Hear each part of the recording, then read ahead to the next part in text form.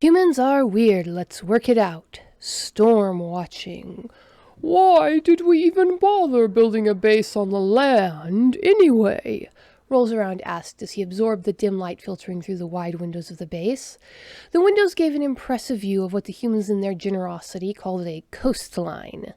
Instead of gently undulating coral beds easing down into the water, the glittering volcanic rock dropped abruptly from the graminoid-covered highlands and dove down dozens of meters to where it usually met the heaving surface of the water below.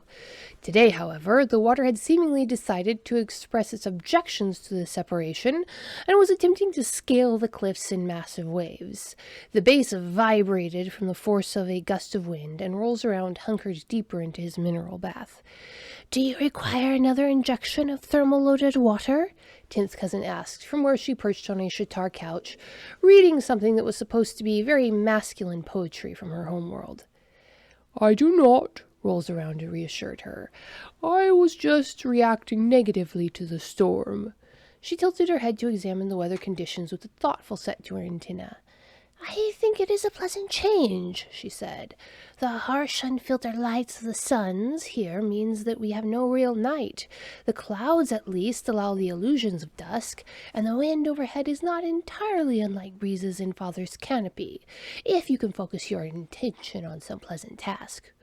"Well, if we can't go outside during clear weather without protection due to the radiation," Rolls Around grumbled, "and we can't go outside in stormy weather due to, well, the storm, I say we should have just built a floating base. That way we can submerge during storm weather."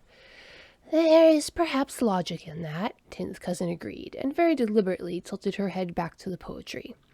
Rolls Around drooped his leading appendages over the edge of the bowl and absorbed the storm light in a slightly sulky mood.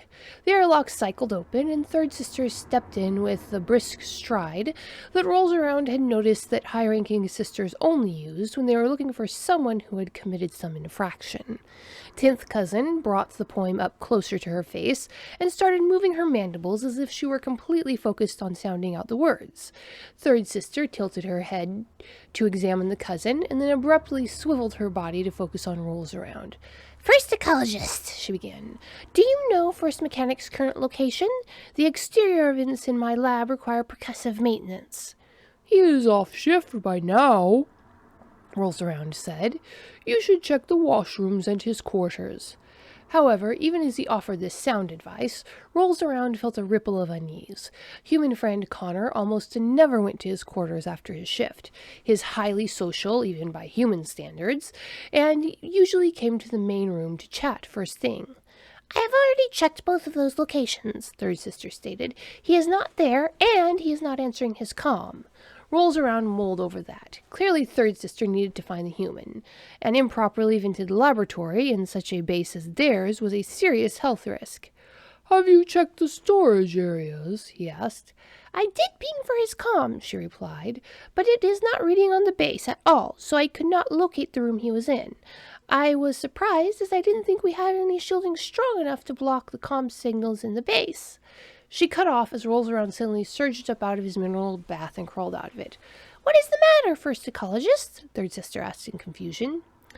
"He has gone for a walk," Rolls Around said, forgetting in his rush to add emotional undertones to his words. "Out?" Third Sister demanded, her antenna going lax with confusion. "Out to watch the storm from within the wind currents," Rolls Around explained. "How do you gather that?" Third Sister demanded. "He has described storm watching on his homeworld to me," Rolls Around explained as he opened the hatch to the subfloor currents.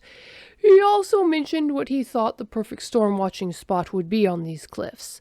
The spot is behind enough rocks to block the signal. Now, if you will excuse me, I am going to fetch him." "He has broken regulations!" Third Sister clicked, her frill flashing red with alarm. "That on a secondary vine," Tenth Cousin interjected as she came up to them. "The same regulations apply to you, First Ecologist. The wind." "I am rated as fully wind-resistant under these conditions," Rolls Around said with a dismissive wave. "One of the perks of not being built like a windmill." Your thermal mass! Tinth's cousin tried again. I am fully warmed at the moment, and I will turn back if my core temperature drops too low, he interjected again. Now, if there are no further objections. Without waiting for their objections, he dropped down into the subfloor current and tapped the control panel to direct the current to the main outlet. He bundled his appendages and let himself be swept into the cold but fresh exterior water. He bumped up against the smooth rise of the outlet and edged up out of the water. The wind was powerful. He could feel it tug at him if he raised the gripping appendage high. But at least over the main path, there were eddies along the ground that were so comparatively gentle that he couldn't even feel them. He began shuffling at top speed along the path. At the crest of the first high spot, the winds did hit him, shoving his body sideways. However, as he had expected it required barely a fraction of his strength to grip the path firmly with his set appendages as he moved the free appendages forward. It barely even slowed him down. The roar of it was rather disconcerting when it wasn't muted by the base walls, however. He did wonder how the human had made it this far. After a long, steady shuffle, he rounded the corner that was blocking the signal and spotted a tall figure down at the cliff's edge that wasn't normally there. Assuming it was the human, rolls around activated the comm he was holding pressed against the ground. There was a significant delay before the human responded. Human friend Connor, Rolls Around said, trying to put firmness in his tones. Come now and carry me back to the base.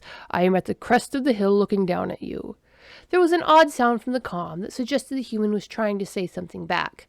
But human speaking organs were not optimized for shielding the microphone of a comm while speaking, so the human simply gave 2 short radio bursts, and the tall figure on the cliff's edge began swaying back and forth as it moved towards the path. Rolls Around anchored himself more fully against the blasts, and watching grim interest as the gusts blew the tall human from one side and then the other as the human struggled up the path. When human friend Connor finally did reach him, the human didn't bother speaking. He just reached down with a grin and tried to lift the undulate off the path.